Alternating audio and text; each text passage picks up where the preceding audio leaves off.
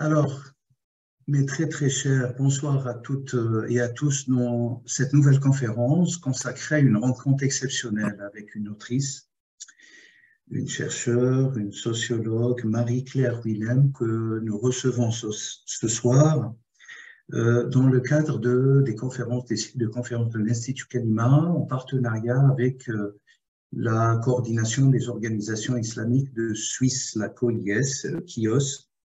Marie-Claire Willem est bien sûr docteur en sociologie, membre affilié au laboratoire sociologie, philosophie, anthropologie politique Sophia Paul,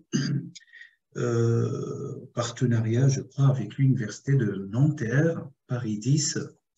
Elle est aussi membre du réseau thématique pluridisciplinaire Islam et chercheurs dans la Cité, ainsi que l'Association française des sciences sociales. Ces travaux, alors ils sont connus bien sûr parmi les universitaires et les chercheurs, portent principalement sur les questions, la grande question de construction des catégories, je dis des catégories musulmanes en France, sur l'histoire notamment du mot musulman, qui est l'objet principal d'ailleurs de la discussion de son dernier ouvrage ce soir, à savoir Musulman, une assignation, paru chez les éditions du Détour cette année. Elle est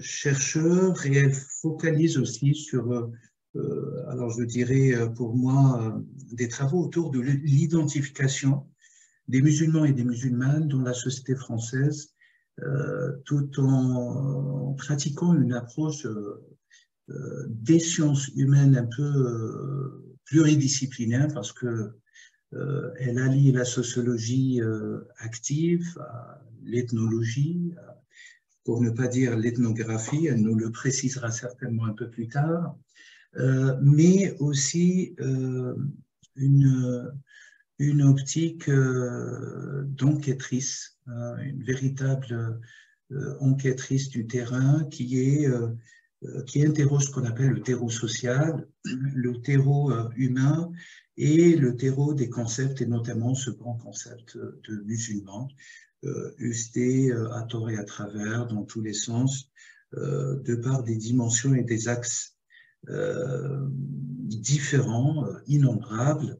Nous reviendrons un peu plus tard. Alors, ce dernier ouvrage, parce qu'elle est auteure aussi de travaux, débats, je pourrais citer débats sur le sens du terme musulman dans les sciences sociales françaises, sur une période de 1980 jusqu'en 2020, qui est paru dans la revue des mondes musulmans et de la Méditerranée en 2022. Bien sûr, elle participe aussi dans des travaux collectifs, et je vous renvoie, de toute manière, je renverrai les auditeurs et les auditrices à une biographie de notre intervenante, chère sociologue Marie-Willem, un peu plus tard dans les liens de la discussion. Chère Marie-Willem, Claire Willem, merci infiniment d'avoir accepté mon invitation, l'invitation de l'Institut Kalima. Nous sommes très honorés de vous avoir ce soir.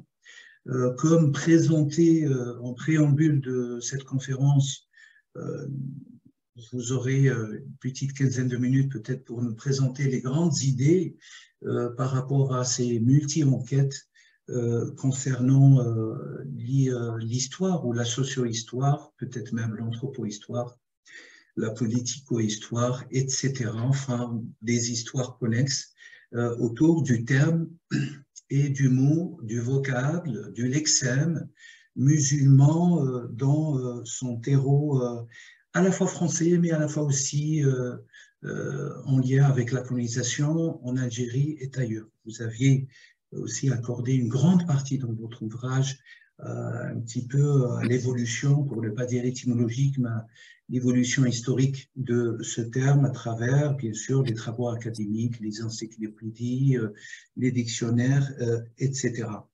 Avant de vous donner la parole, je remercie tous les auditeurs et les auditrices, je remercie les professeurs qui nous ont rejoints, qui participent avec nous. Alors, je n'aurai pas le temps peut-être de nommer tout le monde. Les gens arrivent au fur et à mesure, mais en tout cas, je remercie les membres de l'Institut Kalima, notre président de la coordination des organisations islamiques suisses, Dr Farhad Afshar, le vice-président Adechli Dahri, et tous les partenaires scientifiques et les acteurs sociaux qui nous soutiennent. Chère Marie-Claire Willems, à vous la parole peut-être pour une présentation, 10 à 15 minutes de cet ouvrage, avant d'ouvrir dans un deuxième temps une discussion, peut-être un petit débat autour des grandes idées et des résultats de ces enquêtes fort intéressantes par rapport à cette évolution et surtout l'impact de cette recherche au sein non seulement des sphères universitaires et scientifiques, mais aussi au sein de la société, une société agitée, tourmentée, qui est questionnée, interrogée tout le temps. Merci beaucoup. Vous m'entendez? Oui, oui, parfaitement. Ok. Donc, j'avais préparé une présentation, mais vous l'avez si bien fait que je vais passer tout ça. Et en plus, j'avais prévu pour 20 minutes, comme ça me permet de raccourcir un petit peu ma présentation. Alors, j'avais pensé vous présenter mon travail en 3 temps, principalement mon travail autour de ce livre. Dans un premier temps, les questions transversales du livre, que pose le livre. Dans un deuxième temps, quelles étaient mes ambitions. Et dans un troisième temps, vous restituer rapidement les différentes idées développées dans ce livre pour vous donner aussi envie de le lire. Donc, je vais directement aller aux questions transversales. Je commence ici par une question un peu philosophique avec laquelle je conclus ce livre, qui est la suivante. Jusqu'à quel point puis-je prétendre être sujet de moi-même?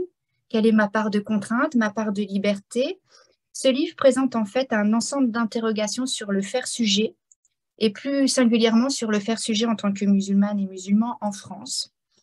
Il se joue, comme je nomme dans ce livre, une forme de partition sociale entre d'un côté l'identité personnelle, c'est-à-dire ce que je pense être, donc en ramenant à mes sujets de recherche ce que je pense être en tant que musulmane et musulman, et l'identité sociale, c'est-à-dire ce que l'autre pense de moi, mais surtout ce qu'il me fait être aussi.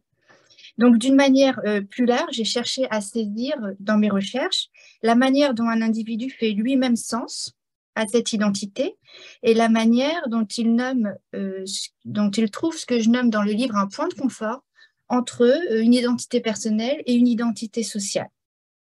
Alors, j'ai rencontré sur mon terrain des personnes qui pouvaient se présenter comme musulmanes athées ou musulmanes non croyantes.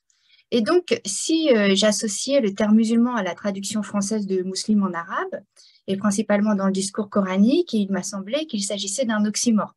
Comment être à la fois athée et puis musulman? Ou alors, en reprenant la traduction de Jacques Berck, comment s'en remettre à Dieu pour dire musulman tout en étant athée? Donc, cette déduction, elle va fonder le questionnement de mon livre. Mais il ne s'agit pas, bien sûr, de dire que les gens ont tort ou qu'ils se nomment mal. Je n'ai pas cherché à découvrir la seule et la vraie définition du terme. Ce n'est pas du tout mon propos. Mais je propose de faire une recherche qui permet de saisir l'historicité du mot, d'analyser les changements de signification, surtout les conditions de possibilité de ces changements, les significations nouvelles, soit le mot change, soit le sens change, soit les deux. Donc, le mot en français, musulman, ne semble pas relever uniquement d'une religion. Je me demande pourquoi, qu'est-ce que ça signifie alors? Et donc, la question transversale que pose le livre est de quoi parle-t-on lorsque l'on parle des musulmans en France? Je reviens dans ce livre sur différentes expressions, sensibilité musulmane, musulman athée, musulman agnostique, musulmans fondamentaux, le musulman d'apparence que vous connaissez sûrement en Suisse. Donc, si l'islam est aujourd'hui en France présenté comme la deuxième religion, comment se fonde ce présupposé? S'agit-il de comptabiliser des personnes de religion musulmane, de culture musulmane ou d'origine musulmane? Dans chacune de ces 3 expressions, être musulman relève d'une culture, donc de quelle culture parle-t-on? D'une origine, mais de quelle origine parle-t-on? D'une religion, mais de quelle représentation du religieux? Un individu peut, par exemple, sur mon terrain, se présenter d'origine musulmane et de culture musulmane, mais pas de religion musulmane, voire se revendiquer complètement athée. Et un autre individu peut se réclamer d'unique religion musulmane et refuser l'idée d'être de culture ou d'origine musulmane, comme c'est le cas, par exemple, des convertis à l'islam. Donc, on a toujours le même mot qui est mobilisé, mais les sens s'opposent. Les sens sont différents. Il m'est donc apparu évident qu'il fallait prendre en considération, pour appréhender les significations et les identifications, la situation. Je vais donc maintenant vous présenter différentes ambitions portées par ce livre.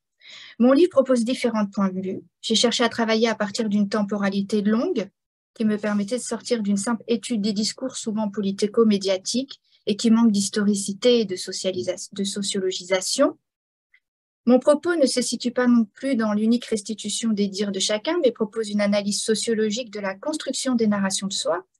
Je cherche à souligner la complexité des identités, les processus de catégorisation aux appartenances nationales, ethniques, religieuses, racisées en France, sans omettre les enjeux politiques, médiatiques, et principalement en ce qui concerne le traitement de l'islam en France. J'ai aussi essayé de créer une dynamique d'écriture partagée entre la parole des premiers concernés, l'étude de l'histoire, la construction du fait social musulman, avec pour ambition aussi de sortir du seul prisme de l'islamisme, même si j'interroge l'histoire de ce mot et la généalogie de ce concept, ou encore de la radicalisation pour montrer toute la complexité des sens et des affiliations. Montrer que les identités ne sont pas figées, essayer de montrer qu'on est toujours dans un mouvement de construction, déconstruction, reconstruction. J'ai voulu montrer une pensée en mouvement. J'ai donc construit une double approche qui à la fois historicise le mot, étudie les conditions de possibilité d'existence d'un usage, d'une signification, d'une catégorisation.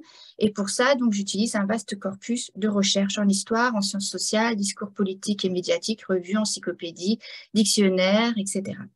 L'analyse montre aussi donc que l'historicité doit être considérée dans les modes d'identification du groupe musulman en France, qui a été considéré comme un synonyme d'étranger et principalement d'arabe. C'est en cela que je parle d'une ethnicisation et d'une racisation de la figure du musulman en France. Mais je cherche aussi à saisir les impacts que ces processus de catégorisation ont sur ce que les gens disent d'eux-mêmes. Donc, pour construire ce livre, j'ai utilisé une centaine d'entretiens et de questionnaires, observations participantes dans le cadre d'associations culturelles, des centres de formation sur l'islam, des groupes de militants, des lieux de culte, colloques, des journées de formation diverses. Et bien sûr, je ne mobilise pas tout mon corpus dans ce livre-là. Dans mon livre, donc, le passé fait en quelque sorte sens au présent. Je questionne la construction des représentations, comment elles influencent le présent et pour finir, la liberté de se dire ou non d'une appartenance pour des individus qui sont aux prises avec de forts enjeux sociaux, médiatiques et politiques. C'est en cela que je pose dès le titre la question de l'assignation. Je vais maintenant vous présenter le livre, quelques grandes lignes du livre en suivant en fait le sommaire. Le sommaire de ce livre. Je commence donc à introduire mon propos en présentant aux lectrices et aux lecteurs les différents problèmes que peuvent soulever les questions de l'usage du mot musulman. Merci. Voilà. Comme ça, pour les auditeurs et les auditrices. Le voilà. Justement, il n'y a pas d'image de présentation. Ça a été un grand débat avec l'éditeur. Qu'est-ce qu'on met comme image pour ne pas être caricatural avec ce genre de sujet. Donc, on a décidé de mettre une page blanche. Chacun s'exprimera. Donc, dans le premier chapitre de ce livre, je m'attarde davantage au sens de l'origine musulmane. Qu'est-ce que ça signifie d'être d'origine musulmane aujourd'hui en France ? Et je montre que cette signification de l'origine doit être mise en lien avec la construction d'une nouvelle forme d'ethnicité musulmane en France qui va affilier la figure de l'immigré à celle de l'étranger. J'utilise alors différents exemples d'entretien qui montrent comment il se construit une synonymie entre le fait d'être d'origine musulmane et d'être d'origine arabe en France. Et m'intéresser à l'origine m'a aussi permis de penser la question de la transmission, car les enquêtés la mettaient souvent en lien avec les traditions familiales, l'origine des parents.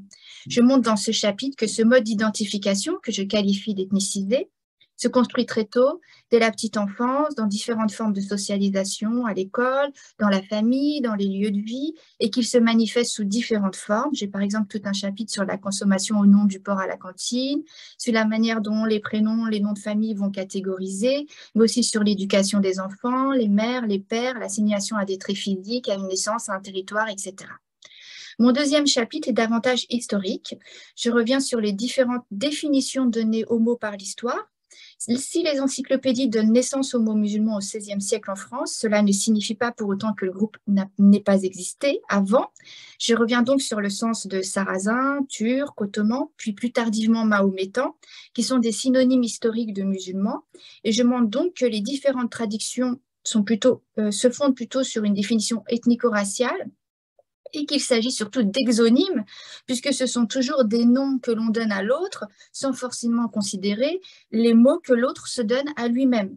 Les encyclopédies montrent bien toute la différence entre notre catégorisation et la catégorisation qu'ils se donnent. Je reviens aussi plus longuement sur le choix du terme mahométan, qui aura plus de succès que musulman avant la colonisation, et la manière dont il se construit en relation miroir avec une certaine représentation du religieux issu du christianisme. Je compare aussi d'anciennes traductions du Coran ou des traductions plus contemporaines et leur impact sur la catégorisation de soi, mais aussi sur le discours religieux. Je questionne l'absence de translittération, c'est-à-dire du passage du mot d'une langue à l'autre sans changer de forme, comme par exemple le mot islam. Certains autres mots du champ religieux sont actuellement translittérés directement en français. Je pense au mot hijab, qui est rentré récemment dans les dictionnaires, mais avec sa propre définition qui n'est pas forcément celle de l'arabe coranique. Donc, ces traductions, translittérations ne sont pas anodines du point de vue du sens, mais aussi des dynamiques sociales. En revenant sur les différentes temporalités historiques, je montre que si avant la colonisation algérienne, le mot musulman a davantage signifié une forme d'affiliation large à l'islam en lien avec un autre, un étranger, ce qui a d'abord causé de nombreux problèmes, et je prends l'exemple de différentes traductions du mot musulman, mais aussi de différentes traductions du Coran. C'est lors de la colonisation algérienne qu'il va se cristalliser une définition bien plus précise, puisqu'il devient musulman sert à nommer un statut juridique construit par l'État colonial qui va mobiliser ce terme pour l'opposer à celui du statut juridique d'Européen et peu importe la confession réelle. Ce qui fait naître pendant cette période historique la probable expression de musulman chrétien ou encore ce qui différencie dans la loi coloniale le fait d'être musulman de celui d'être mahométan. Je cherche donc à montrer que dans ce passif historique, la religion n'a jamais suffi à catégoriser l'autre en tant que musulman, et la colonisation est à mon sens le point d'achèvement de la construction du musulman comme altérité, mais fait aussi le lit de l'opposition entre le musulman et l'européen, qui porte une autre opposition qui est Islam-Occident, et qui construit ensuite en France une nouvelle opposition que j'analyse entre le blanc et le musulman. J'ai choisi 3 indicateurs assez précis de la racisation du musulman pendant la colonisation, donnant naissance à ce que je nomme la condition musulmane. Dans mon 3e chapitre, je vais donc analyser la condition musulmane dans le sens où les individus que je rencontre se disent musulmans, non pas parce qu'ils se pensent eux-mêmes musulmans, mais parce qu'ils sont définis musulmans par l'extérieur, par les autres, par l'institution. Et peu importe leur religiosité réelle, et souvent, ils l'associent à leur supposée origine arabe, ce qui participe d'ailleurs à exclure bien d'autres appartenances nationales et culturelles. Je montre alors qu'on doit considérer la mémoire collective, la mémoire historique, la dynamique majorité-minorité pour saisir ces modes d'appartenance, et j'utilise des entretiens, de discours de militants, de personnes qui s'engagent dans la lutte contre le racisme, dans la lutte décoloniale, contre l'inégalité sociale, etc. Je questionne dans ce chapitre, au passage, le devenir communauté, entre guillemets, comment on en est arrivé en France à penser les musulmans comme une communauté musulmane, souvent essentialisée, qui vient nier les individualités et qui permet aussi de glisser plus facilement vers une représentation du danger du communautarisme, de créer en quelque sorte un curseur virtuel qui nous fait glisser de la communauté au communautarisme, de l'islam à l'islamisme. Je montre par ailleurs que le terme islamisme a été synonyme pendant des années d'islam et que l'islam est la seule religion qui a eu cette destinée de porter la rhétorique du danger dans son mot, contrairement au christianisme, judaïsme, bouddhisme, socialisme, etc. Bref, je tente de présenter une perspective critique. Je reviens sur le discours des présidents, de Mitterrand lorsqu'il souhaite une bonne fin de Ramadan à la communauté, à ce qui est devenu au tournant des années 80 la communauté musulmane.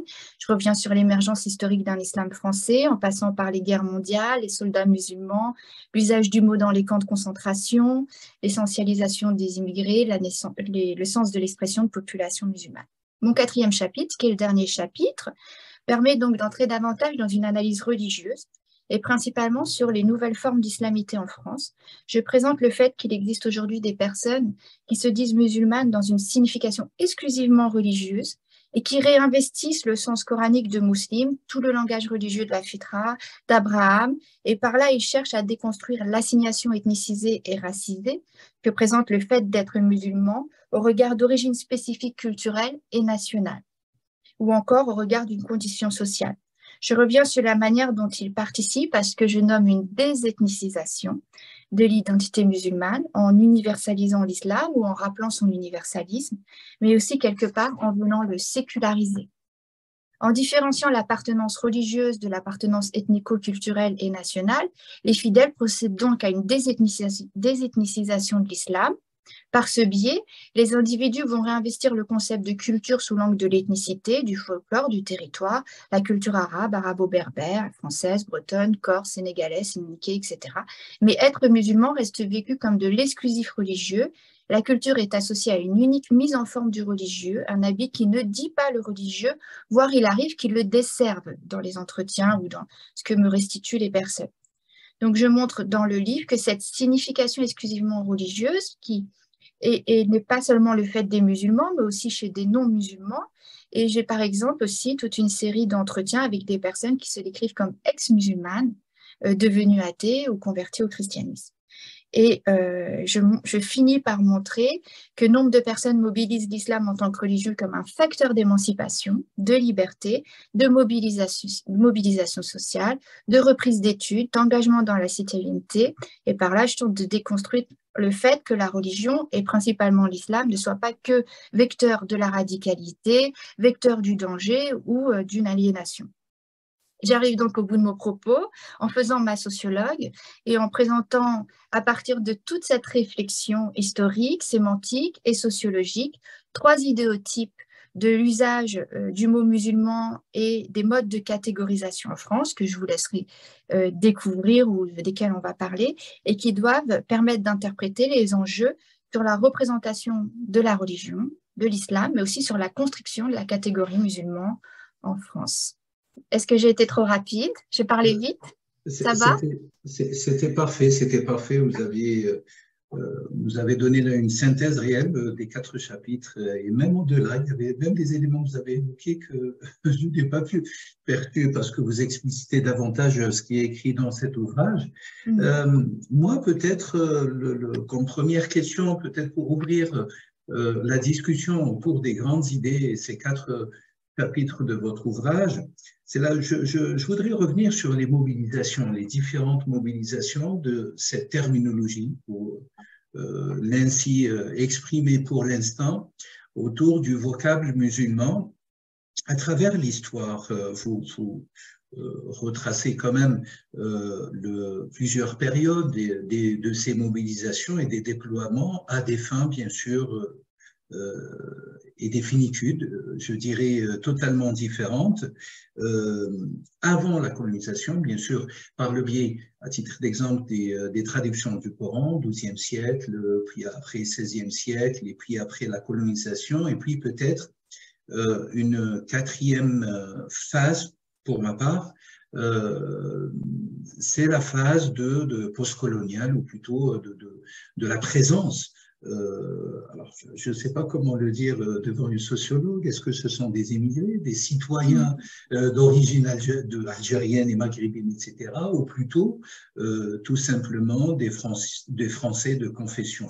Et bien sûr, à travers tout cela, j'aperçois qu'il y a toujours une double dimension, une sorte de double approche que vous-même, vous l'aviez bien explicité, à savoir cette hétéro-assignation, si je pourrais l'appeler ainsi, et une auto-assignation où les individus je crois que c'est le meilleur terme à utiliser pour l'instant, les individus s'auto-assignent par rapport à leur musulmanisme.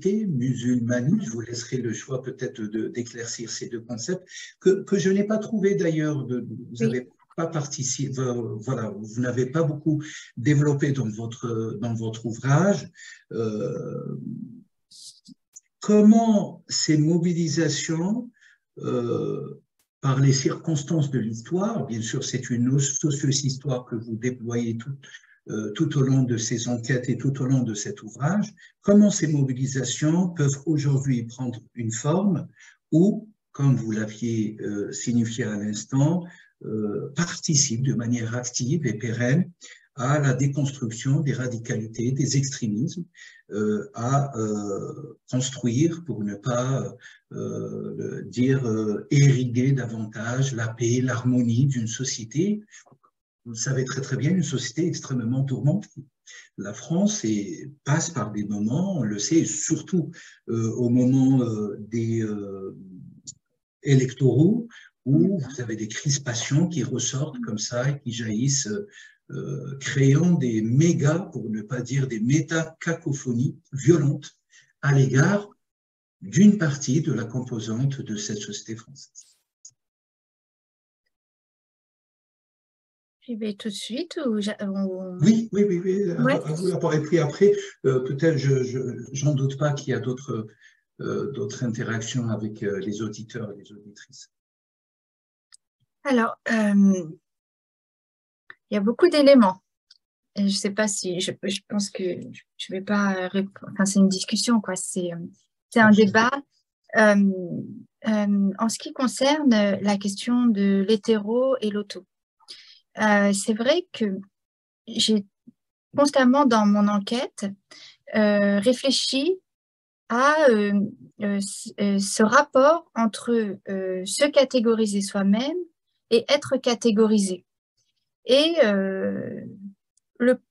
mon point de départ est de penser la variable religieuse, c'est-à-dire, comme je vous le disais, quelqu'un qui se décrit athée, pourquoi continue-t-il de se dire musulman? C'est des questions que j'ai pu poser lors de mes entretiens. Mais alors, si, je le restitue un peu dans le livre d'ailleurs, si vous n'êtes pas croyant, pourquoi continuez à vous dire musulman? Et là, les personnes que je rencontre, elles vont souvent faire appel à une tradition, faire appel à une histoire, pas forcément, il y en a un qui appelle à la figure de sa mère, d'autres qui vont appeler plutôt à le fait d'être considérés automatiquement comme musulmans et que donc ils le sont. Je parle de...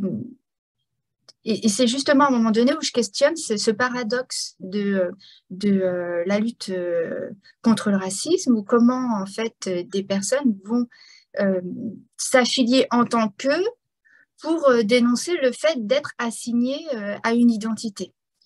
Et je me suis rendu compte, moi quand même, au fur et à mesure de mon enquête, que c'était bien plus compliqué que ce que j'avais imaginé au départ, et que les raisons pour lesquelles les personnes s'affilient à des catégories leur appartiennent, mais c'est aussi très en lien avec la construction d'une mémoire collective, d'une mémoire historique, et aussi en lien avec le rapport majorité-minorité. C'est-à-dire qu'on quitte plus difficilement une appartenance minorisée et qui porte une histoire forte en termes colonial, par exemple, qu'une identité majorisée, une identité majoritaire.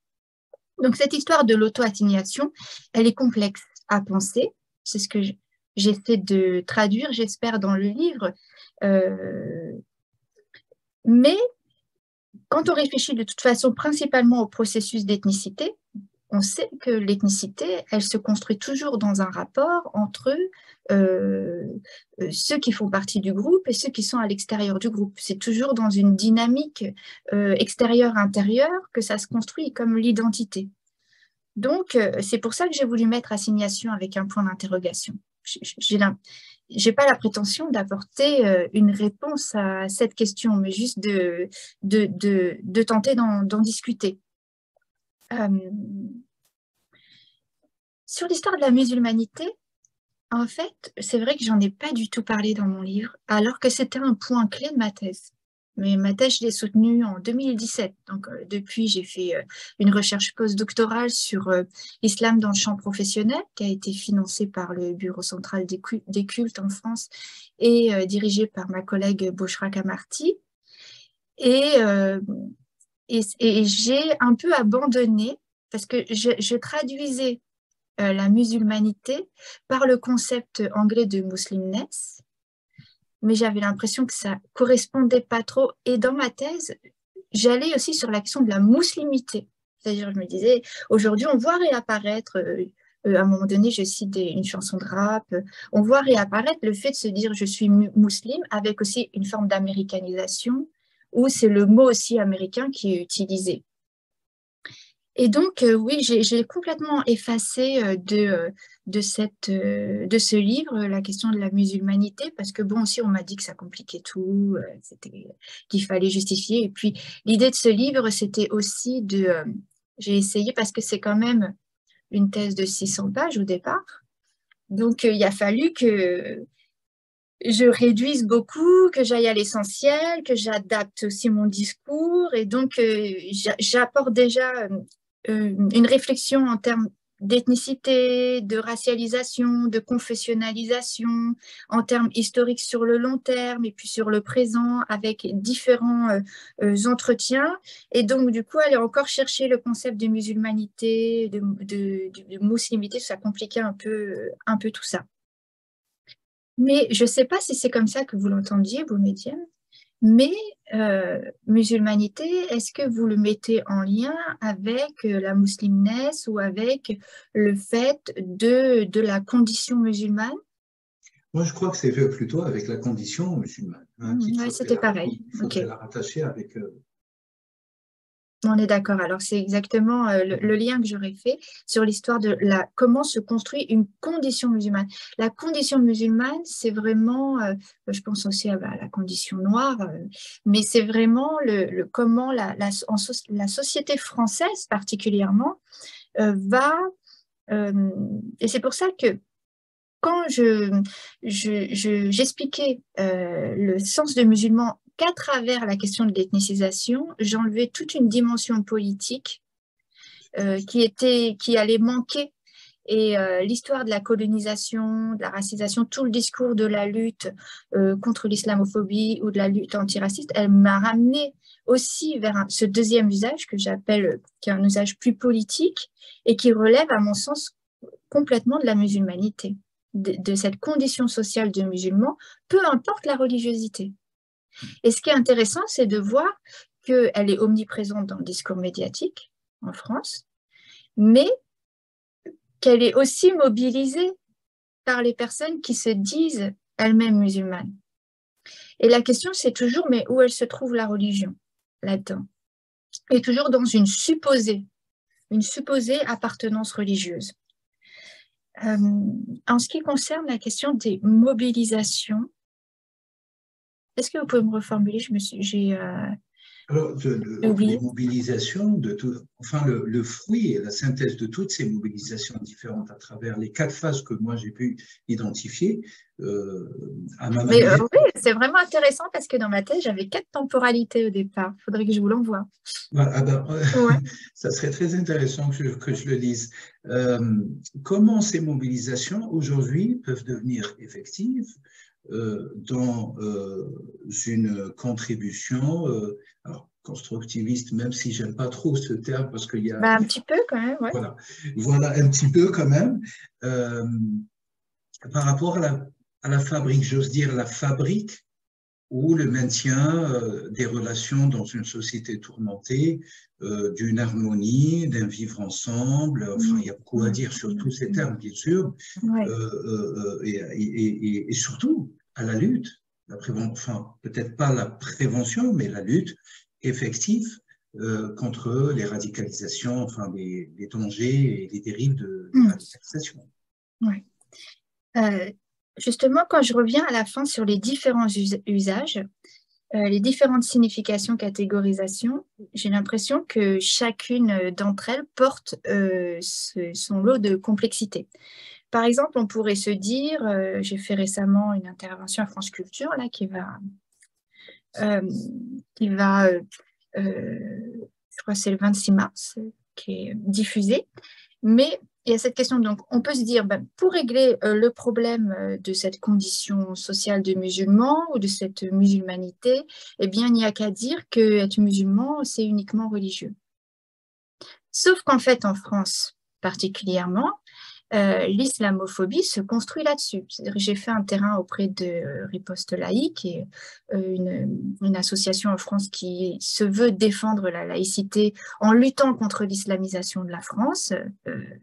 Et très concrètement, eux, ils définissent l'identité musulmane uniquement comme une religion, et c'est bien parce qu'ils n'aiment pas les religions et parce qu'ils ont la haine, on va dire, des religions, qui peuvent être islamophobes. Donc, c'est toute la complexité de considérer l'islamophobie comme un délit ou comme une opinion. Et justement, si on ne pense pas l'histoire politique et l'histoire sociale, et donc cette forme de condition musulmane d'historicité, on peut aussi trouver, si on pense par exemple à la question de l'islamophobie en France, des personnes qui, derrière une prétendue islamophobie, en fait, cachent un racisme éhonté. Donc, la religion est aussi en France, la religion est un objet très chaud, déjà. C'est un peu compliqué tout ça. Alors en plus, on rajoute à ça l'islam et on rajoute à ça l'islamophobie. Et après la racisation, ça devient encore plus compliqué. Et en même temps, les personnes qui se définissent comme exclusivement religieuses, elles vont revendiquer le fait que c'est une manière de lutter contre la racisation, contre l'ethnicisation qui est réductrice de leur identité. Mais si on prend la question des radicalités et des extrémismes, moi, j'ai pas du tout fait un terrain sur la radicalisation. D'ailleurs, je pense que j'aurais pas accédé à ce terrain. J'ai pas le profil, j'ai accédé qu'à une personne. C'est un assez beau entretien et long entretien avec une personne dans un institut de formation sur l'islam qui se disait comme anciennement radicalisée. Donc, j'en ai compris après anciennement salaf et elle expliquait comment progressivement cette personne, elle avait arrêté de travailler, elle avait coupé avec sa famille, elle avait refusé tous les lieux où il y avait de la mixité, elle avait arrêté ses études, etc., etc. Et finalement, ce qui permet à cette personne de sortir de cette forme de radicalité, c'est la recherche du savoir. Elle s'inscrit dans un institut de formation sur l'islam qui est aujourd'hui connoté dans les médias comme une institution qui est frères musulmans. Alors ça va vite en France sur cette question-là. Sauf qu'en fait, elle permet d'accéder au savoir, elle lui permet d'apprendre quelques notions d'arabe, elle lui permet de discuter avec des personnes qui sont connaisseuses du sujet, et alors petit à petit, elle déconstruit cette personne, ses avis sur la mixité, sur... Alors, bon, d'ailleurs, j'en parle, je crois, à la fin du livre, il me semble, oui, et où je dis, finalement, cette personne...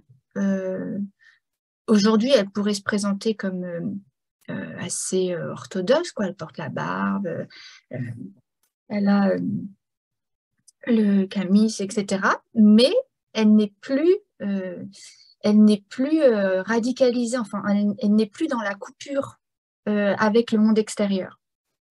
Et c'est par l'accès au savoir, c'est aussi par l'accès à une forme de ce que j'appelle la Muslim is beautiful, une forme de mise en avant de la religion comme aussi étant quelque chose qui émancipe, qui peut émanciper, qui peut être vecteur de mobilisation sociale, qui permet à cette personne-là d'arriver à sortir de quelque chose de plus radical. je vais laisser la parole pour Merci. réagir. Oui, merci. Non, je souscris à ce que vous avez dit, j'entends. Alors peut-être, directement, je donne la parole aux auditeurs et aux auditrices qui souhaitent interagir avec vous directement. Je vois notre cher ami docteur Ayouch. D'ailleurs, certainement, elle va mettre le doigt sur pas mal de choses parce qu'il y a un aspect, chère Marie-Claire, aussi toute cette question de la psychologie. Enfin, ah oui. C'est une histoire de psychologie, de psyché, d'intimité, par rapport à la musulmanité, à l'islamité. Peut-être même plus tard, on parlera pour ma part, de l'absence, mais même si ce n'est pas l'objectif principal aussi de l'ouvrage, je le rappelle, de la perspective de la spiritualité. Derrière le musulman, l'islam, etc. etc. Ma chère docteur Ayouch, à vous la parole. Je ne sais pas si vous pouvez décocher votre micro. C'est voilà. Vous m'entendez? Oui. Bonjour. Bonjour. Bonjour. Merci beaucoup de votre conférence. J'ai beaucoup aimé cette approche sociologique. Et en fait, j'ai trouvé le point fort, c'était de pouvoir déployer, comme vous l'avez fait, qu'il y a des musulmans qui vivent des croyances de façon multiple et pas de façon unique. Et ça, j'ai trouvé ça vraiment très intéressant. Il y a des musulmans qui vivent dans différents pays, différentes régions, différentes cultures, des façons de vivre l'islam. Je crois que ça, c'est quelque chose qui m'a beaucoup touchée dans ce que vous avez dit. Et le deuxième point, c'est quand vous avez commencé, vous avez parlé du musulman et du sujet, c'est-à-dire la question de la subjectivité. Et ces subjectivités rejoignent effectivement la manière dont chacun vit les choses dans sa culture au-delà du religieux, dans ses émotions, dans sa pensée, dans sa vie de tous les jours, dans la relation à son voisin. Et ça, j'ai trouvé ça vraiment très vivant. Et c'est peut-être là où ça demanderait, mais je crois que vous l'avez en vous, cette façon de penser la musulmanité, cette recherche dont parlait Sibomedienne. En fait, voilà, il n'y a pas une façon de penser la musulmanité comme il n'y a pas une façon de penser la chrétienté, la relation au Christ. Donc, je pense que là, il y a un point de recherche qui m'a beaucoup touchée. Voilà, je voulais vous dire. En Suisse, c'est assez courant que vous utilisiez la musulmanité. Alors, je ne crois pas que la musulmanité... Ou l'Institut Kalima. Oui, l'Institut Kalima, oui, mais vous le voyez assez bien parce que je travaille sur la terminologie des scripturaires de la religion de l'islam et d'autres. Donc, on est dans une sphère de sciences des religions et de coranologie particulière. Donc, musulmanité, pour moi, elle est parlante. Pourquoi? Pour pouvoir viser une hiérarchisation des religiosités. D'ailleurs, un autre axe sur lequel je voulais vous interroger et vous faire réagir, parce que les désignations et les mentions, alors vous avez tout un chapitre dans lequel vous avez travaillé d'ailleurs même des manières différentes de traduction, Jacques Berg, Chadi, etc. Et on voit très très bien que dans le scripturaire coranique notamment, en tout cas en référence à l'islam en tant que religion, peut-être pas en tant que culture. Et vous faites le distinguo aussi, dès le début des chapitres, à travailler à interroger ou à faire participer ce socle culturel, parce que d'abord, musulman, c'est une référence, qu'on le veuille ou pas, elle est culturelle. Quelque part dans le psyché des individus. Et les religiosités dans la langue arabe, c'est des yunet, sont totalement différents, même s'ils sont basés sur la même racine, de din, en tant que religion avec un grand R. Et la répartition, si vous voulez, la distinction est irréfutable dans le scripturaire coranique. Là où on va retrouver les mêmes échos d'une socio-histoire, pour reprendre un des termes clés aussi concernant votre travail, concernant le musulman, le terme, le vocable musulman, c'est quand on parle de religiosité, et là, à la lumière de la tradition et de la littérature, de la tradition sacrée. et non pas à la lumière du corpus coranique ou de la source, la source coranique. Et ça s'explique tout simplement, les littératures accompagnent le mouvement de l'histoire. Vous avez mis le doigt dessus. L'histoire du vécu des gens, des personnes est toujours en mouvement, et bien sûr, ça a accompagné toute l'histoire, si vous voulez. Alors, j'aime pas le binarisation arabo-musulmane, mais l'histoire de toutes ces populations qui ont embrassé l'islam, voilà, à travers l'histoire. Donc, vous avez cette distinction à la fois irréfutable dans les textes, mais subtile dans la praxis. Et c'est là où ça devient un enjeu, à mes yeux, très intéressant, à voir le regard des sociologues, des psychologues, des ethnologues, des anthropologues, voire même des politologues, même si leur avis est assez clair et assez relégué parfois dans l'espace médiatique. Merci pour la remarque sur la subjectivité. Moi, vraiment, ce qui m'intéresse en finalité, c'est ça. D'ailleurs, je suis formatrice et je suis chercheuse, et aussi j'enseigne dans les écoles du travail social.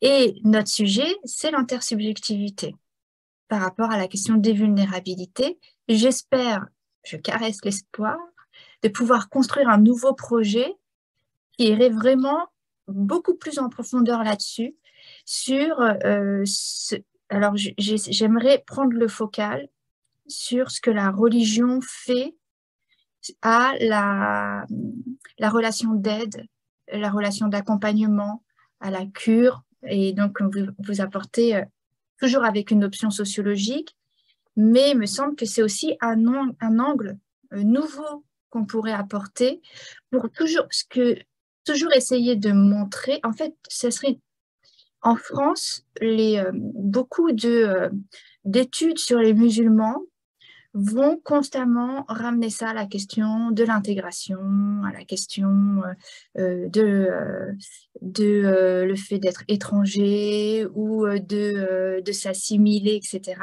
Et les dernières enquêtes que j'ai faites sur l'islam dans le champ professionnel, je suis allée faire des entretiens.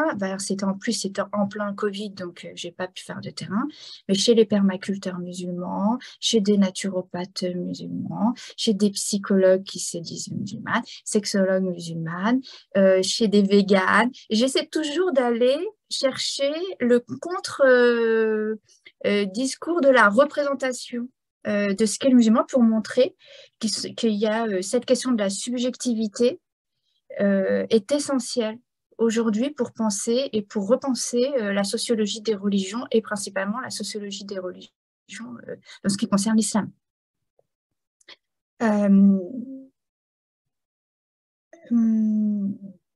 Voilà, je crois que j'ai un peu répondu. La religiosité, j'y suis pas allée encore, je crois. Lorsque j'ai fait mon intervention à l'UNESCO, justement, j'ai bien vu qu'il fallait encore creuser, parce que moi, je m'arrête à la désethnicisation, l'universalisation de l'islam, etc. Mais il faudra aller encore plus loin quand je vous dis, mais de quelle religion on parle? C'est-à-dire que même la manière de se représenter la religion, pour aller creuser sur la religiosité derrière. Mais déjà, réintroduire la question religieuse dans l'étude des musulmans et de l'islam, c'est déjà un grand pas dans la sociologie française. Parce que pour beaucoup, en fait, ça n'a pas de sens. C'est-à-dire que le fait qu'une personne agit, on prend la question du foulard par exemple, mette un foulard parce qu'elle croit en Dieu, dans la vision, l'analyse sociologique ou politologique, c'est sa propre croyance. C'est pas, on ne va pas forcément considérer le fait que d'utiliser cette explication, que les personnes elles-mêmes d'utiliser cette explication de Dieu, que ça ait un sens pour elles, on ne va pas forcément le considérer d'un point de vue sociologique et politologique. Et moi, c'est ce qui m'intéresse. Est-ce qu'il Merci. y a d'autres interventions? Oui, merci ma chère Marie-Claire. Alors, qui souhaite interagir avec l'autrice? Je vois peut-être mon cher Peter Koons ou maître Michel Tao qui ont beaucoup de choses à dire aussi J'espère. à partir de leur perspective et expérience et expertise aussi de leur champ spirituel et religieux. Oui, alors je décoche. Est-ce que vous pouvez, mon cher Peter, ah voilà. Oui, merci beaucoup. Je peux tout simplement dire que c'est très, très intéressant d'entendre tout ça, spécialement parce que moi, je suis quelqu'un qui est pas du tout dans le domaine de ces recherches. Je ne suis pas dans le domaine sociologique, ethnologique ou psychologique. Si, psychologique, oui, d'une certaine façon. Alors, je vois quelque chose qui m'a, comment dit-on en français, croché, ou quelque chose qui m'a interpellé, c'est que le mot subjectivité. La subjectivité n'est pas ça ce qu'on souhaite dans la science. La science, on souhaite objectivité. On veut mesurer les choses, on veut avoir une façon de décrire. Et ça, naturellement, c'est là où je suis fasciné d'entendre le discours académique qui doit trouver les paroles, qui doit trouver les différences entre les différentes identifications, etc. Et puis nous, bon, si on va dans le soufisme, où moi je me sens à la maison, alors là, c'est juste de quitter l'identification et puis rentrer dans la subjectivité et quitter la croyance qu'on peut être objectif. Ça, c'est pas pour... je dis ça juste pour vous montrer que pour moi, c'est fascinant d'écouter, mais je n'arriverai pas probablement à amener des sujets qui font part du langage académique, parce que moi, je souhaite être subjectif et pas être objectif. Merci beaucoup. Merci. Oui. Merci infiniment, Maître Peter Koons, pour ce partage aussi d'une sphère très subtile, très intime, concernant la vocation, peut-être l'opérativité d'une certaine subjectivité. Et c'est vrai que, pour reprendre une idée de Peter, ma chère Marie-Claire, de vous entendre et de découvrir que vous vous intéressez véritablement à ces rapports de la subjectivité entre crochet opératif. Si j'ai bien saisi, je crois que c'est vraiment assez rare quand même dans les sphères un peu, les sphères académiques et universitaires, même si on a beaucoup de travaux, et vous-même vous avez cité aussi pas mal de références dans cet ouvrage, qui ne sont pas que des travaux objectifs, c'est des travaux humains de manière générale, et l'humain réunit à la fois le subjectif et l'objectif. Je ne sais pas si notre maître vénérable, ou peut-être vous voulez réagir, Marie-Claire? Moi, je vais laisser la parole. D'accord. Je pense que vous passiez la parole à Michel Tao. Oui, à mon cher Michel Tao, à vous la parole. Est-ce que vous... Ah ben super. Voilà. Bonjour à vous tous.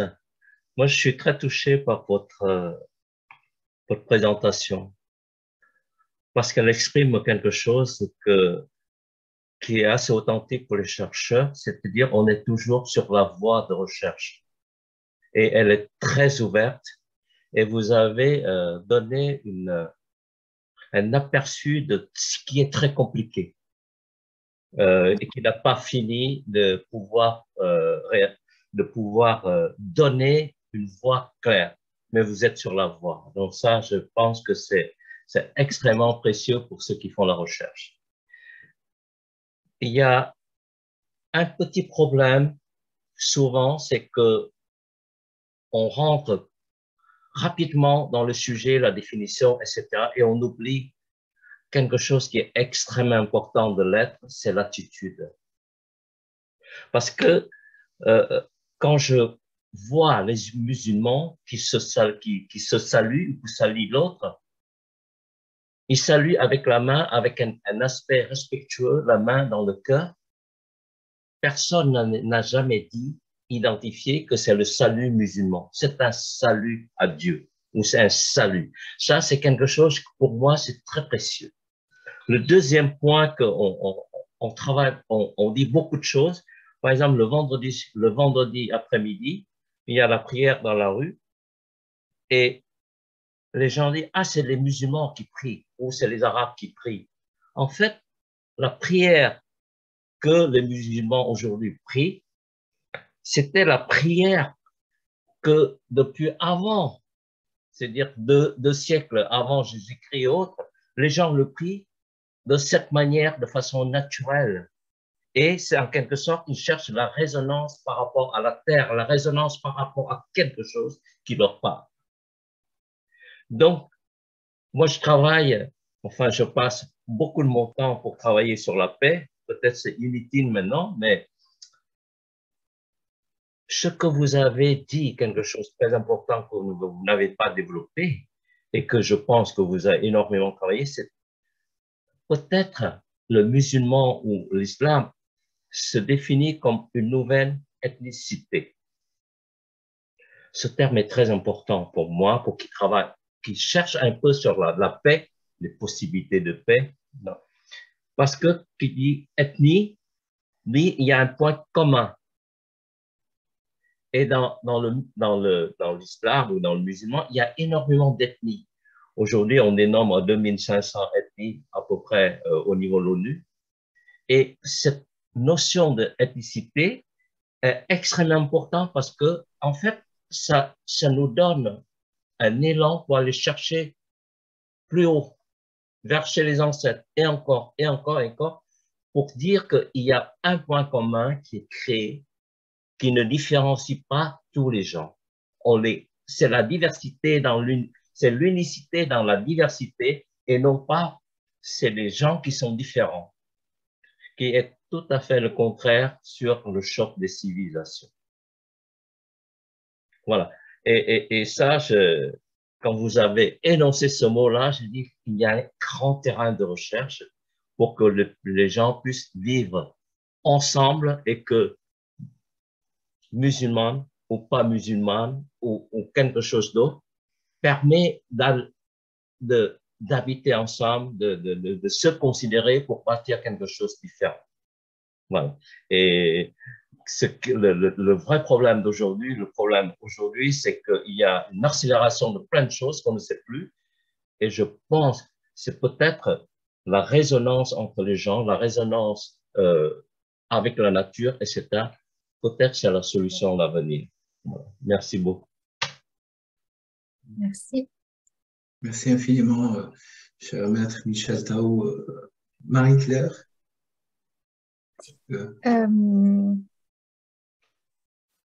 Alors, du coup, j'ai écouté, j'ai même pas noté.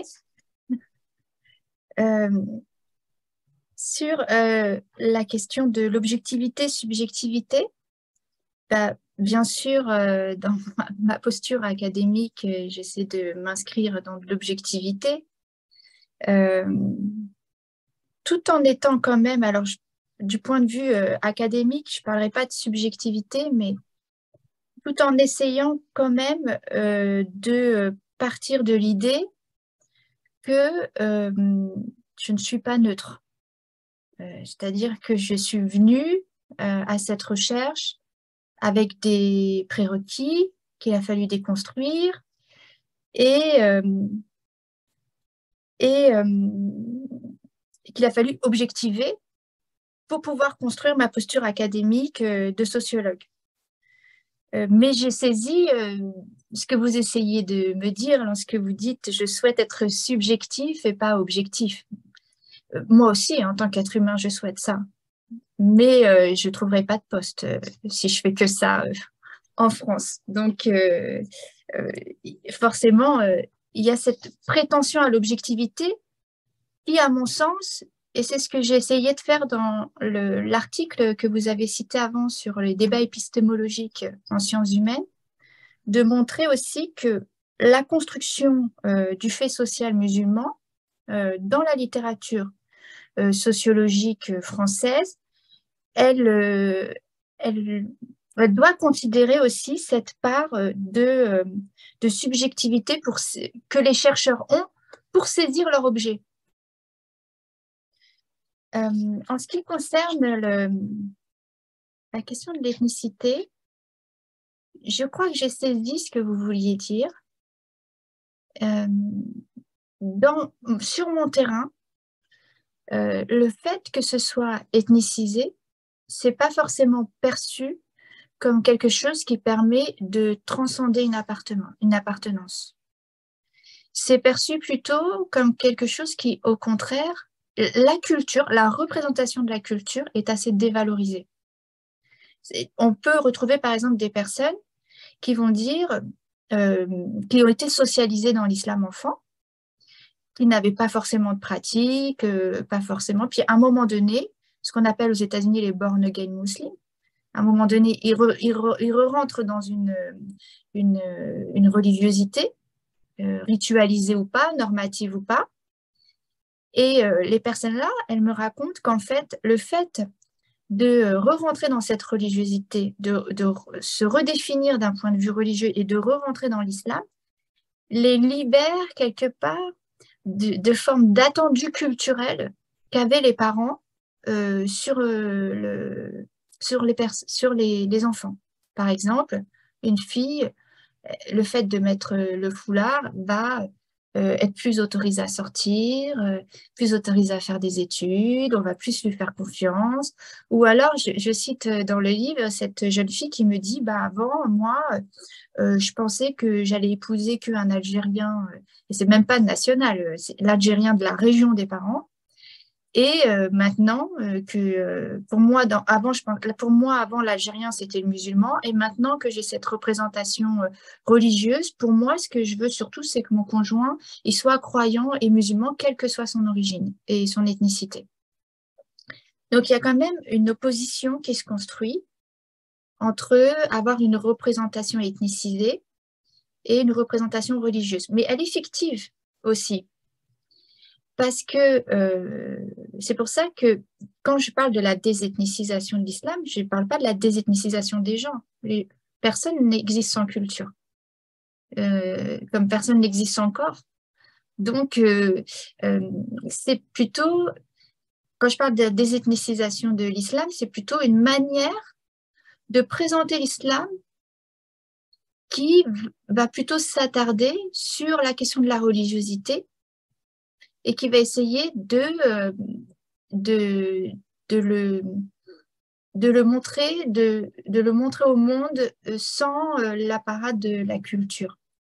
Et à un moment donné, je parle de deux personnes, je mets en corrélation deux entretiens. Un entretien que j'ai eu avec une femme qui se dit ex-musulmane, d'arrière-plan musulman, et qui est convertie au christianisme, à l'évangélisme. Donc, elle ne le dit pas ouvertement parce qu'elle va aussi discuter sur le mot chrétien ou le mot évangélique. Et une autre que je compare avec un autre entretien d'un homme qui est converti à l'islam. Et donc, ce qui est intéressant, c'est que celle qui est convertie au christianisme, qui se dit ex-musulmane, et qui finalement dit qu'elle n'a peut-être en fait jamais été musulmane, mais elle se demande si elle l'a été un jour, maintenant qu'elle est chrétienne. Et elle explique qu'elle aimerait ouvrir un hammam avec un café mort, avec des petites pâtisseries. Et quand on va dans leur église, parce que c'est une église, je parle d'un pasteur aussi qui est ex-musulman, ils parlent en arabe, ils ont des canapés marocains, ils ont tout fait. En fait, quelqu'un qui ne connaît pas la religion, il ne comprend pas là qu'il est chez des chrétiens. Parce qu'ils ont tout fait dans la manière d'utiliser les mots salam alayhi wa sallam dans le discours, en parlant de Aïssa, etc. Même les prénoms, tout est fait pour, ce qu'ils revendiquent, c'est de dire nous sommes des Arabes, avec quand même beaucoup sur ce terrain de Kabyle. Nous sommes des Arabes. D'ailleurs, des Kabyles qui vont dire, d'ailleurs, je me relie à Saint-Augustin, c'est-à-dire en me convertissant au christianisme, je ne fais que me réaffilier à mes ancêtres, donc Saint-Augustin, par exemple, pour le discours des Kabyles, et en différenciant vraiment ce qui est de l'ordre de la culture arabe, arabo-berbère, ou différentes, on remarque quand même aussi souvent un mélange des différentes cultures maghrébines, de ce qui est de la religiosité musulmane. Et si je vais dans le discours, l'entretien de cette personne qui est convertie à l'islam, lui dit « Je rêve d'une mosquée où on parlerait tous français, on se comprendrait, où il n'y aurait pas de… » Alors il dit « Ça ne serait pas forcément avec des mosaïques, ça sera un grand… » Il décrit un peu un truc architectural avec des plantes vertes, très lumineux, et où alors cet homme qui dit, ou cette femme qui coupe le jeûne avec une quiche de dinde halal, de lardon de dinde halal, on dit maintenant attention, c'est pas comme ça qu'on coupe le jeûne. Donc on voit bien que chacun va essayer de négocier avec les codes culturels qui sont en lien avec les religions, qui sont supposés en lien avec les religions. Donc il y a une forme de reconstruction qui se fait, qui est hyper intéressante à observer. Voilà. Merci. Merci, chère Marie-Claire. Oui, mon cher Michel. Oui, quand j'ai parlé d'ethnicité, j'ai travaillé à peu près depuis 10 ans sur un projet. Normalement, quand on parle d'ethnicité, on pense telle ethnie, telle ethnie, telle ethnie, telle ethnie, telle ethnie. On essaye d'étudier ça. C'est pas le but. Le but d'ethnicité, c'est-à-dire tous ces tribus ou ces peuples-là ont un point commun qui est avant qu'eux. Et c'est comme ça, par exemple, chez les Vietnamiens, où il y a les Vietnamiens, les communistes, les Vietnamiens à l'extérieur, les Vietnamiens à l'intérieur du pays, ben, tous, ils se reconnaissent en un peuple king. Donc, j'utilise le peuple king pour les réunir aussi. Et dans ce peuple-là, il y a les catholiques, les bouddhistes, les musulmans, etc. Ils se retrouvent dans une identité qui est vaste. Et c'est seulement à partir de… Bien sûr, il y a énormément de problèmes pour pouvoir travailler dessus, mais cette identité vaste qui regroupe quelqu'un qui se voit à l'intérieur, et à partir de ce peuple king, on commence à bâtir des projets dans le futur, c'est-à-dire on ramène tout notre passé amenant à cela, et on commence à bâtir les projets ensemble puisqu'on est de la même source. Oui, je vois. Voilà. Et ça donne un certain résultat dans rassembler les gens à leur source pour définir quelque chose dans les projets, dans quelque chose, sans qu'ils sont complètement stigmatisés à l'identité, à leur ethnie, etc., pour qu'ils libèrent ça et ramener à la source, et à partir de la source, bâtir des projets pour tout un peuple, pour quelque chose qui les aboutit. Voilà un peu ce qu'on avait bâti et qu'on commence à bien réussir avec 10 années de difficulté. Merci infiniment. Voilà. Merci. Merci infiniment, mon cher Michel. Peut-être on arrive, il est déjà 20h15, on arrive à la fin, on touche à la fin de cette conférence. Je ne sais pas s'il y a d'autres interactions et si notre chère intervenante accepte de prendre une autre question. Alors, je pose la question parmi les auditeurs, les auditrices, qui souhaitent prendre un dernier échange avec l'autrice. Alors, mon cher Peter, yes, yeah. Juste au cours, hein, c'est que ce soit clair, ce que j'ai dit, c'est pas une critique, hein, c'est juste, je voulais montrer ma fascination pour le discours académique et puis un peu mon impuissance dans ce discours parce que j'ai toujours tendance à aller vers mon sujet du soufisme, de la subjectivité, de me éloigner de l'identification. Mais j'adore ce discours, alors soyez clairs qu'il n'y a aucune critique. Je voulais juste vraiment exprimer mon impuissance dans ce discours académique. Merci. Merci infiniment, mon cher Peter, pour ma part, avant de conclure. C'est vrai que il faudrait beaucoup plus de temps, Marie-Claire, pour pouvoir vraiment analyser, extirper, valoriser tous les fruits de ces enquêtes, dans cet ouvrage vraiment un ouvrage qui m'a beaucoup nourri. Je vous le dis à titre personnel. Merci. Parce que c'est un ouvrage qui part d'une réalité, de la réalité, dirais-je, entre crochets existentielle, du musulman dans une société occidentale, extra-occidentale, etc., avec bien sûr toute cette ouverture dimensionnelle de l'historicité et d'une critique aussi de cette historicité. Vraiment, cet ouvrage musulman, une assignation avec un point d'interrogation. C'est vrai, vous l'aviez dit, Marie-Claire, au début, vous nous invitez aussi à creuser, à réfléchir et à creuser ces questions davantage comme si c'était un legs, un héritage aussi pour nous tous, qui sont loin ou près de ce sujet du musulman, une assignation dans le contexte français, mais en réalité, c'est dans le contexte international. Les musulmans sont partout. Reste bien sûr, on reviendra à l'éternelle question, qu'est-ce qu'un musulman? Et vous traitez de cette question, comment ces représentations fichent parfois, voire contribuent à créer le subjectif, créer l'objectif, créer la racisation, l'alimenter, créer l'ethnicisation, l'alimenter ou voire l'abroger. Je crois qu'on a, à travers ce livre, je rappelle qu'il est édité chez les éditions du Détour, donc ça vaut vraiment, de manière la plus, ça vaut le détour, si vous me permettez l'expression. Nous conduit à réfléchir aussi sur nous-mêmes et cette auto-représentation, auto-assignation qui est souvent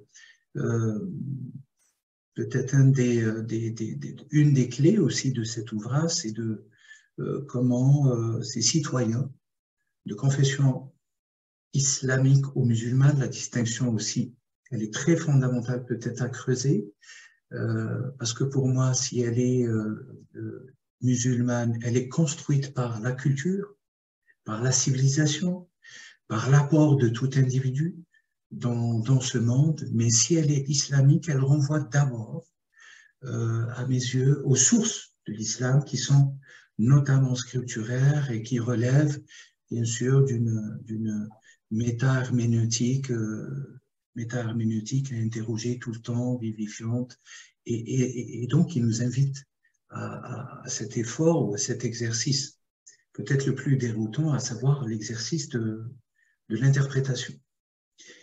Une question qui est en filigrane, pas lexicalement citée dans votre ouvrage, mais que moi je vois comme le continuum à explorer, à savoir l'éternelle question, comment interpréter les choses et comment interpréter les sources de par l'action de l'être humain. Je crois que Michel Tao aussi a mis le doigt là-dessus. Je voulais aussi répondre, et vous me permettrez pour conclure, mes chers, c'est que j'ai reçu beaucoup, quand j'avais annoncé cet événement, cette conférence parmi tout le cycle des conférences de l'Institut Kalima, beaucoup m'ont écrit, enfin une dizaine de personnes, pour me dire que pourquoi une sociologue? C'est une question qui s'est posée, vraiment, C'est vraiment. vrai? Oui, oui, pourquoi vous avez choisi de traiter d'un ouvrage scientifique, parce que c'est une étude sociologique scientifique, d'une sociologue et non pas d'une psychologue, et non pas d'un islamologue. Alors que moi-même, je suis islamologue. Et je leur disais, enfin, j'ai essayé de répondre, je disais justement, il y a des bribes de réponse dans l'ouvrage lui-même. Ah. Il est bloqué, non?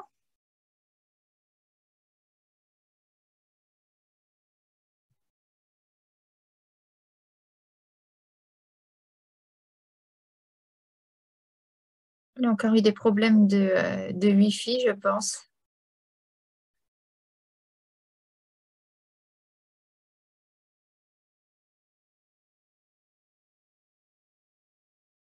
Quel dommage, j'aurais aimé en savoir plus sur pourquoi une sociologue.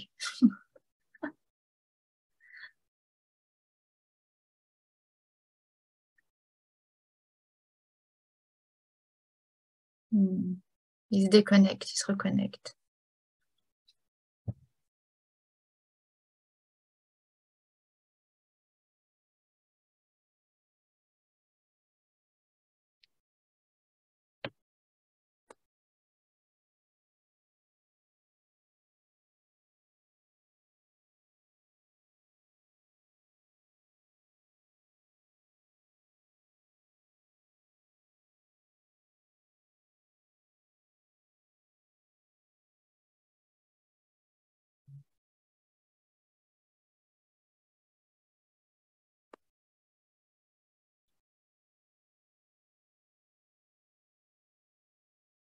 J'attends qu'il revienne.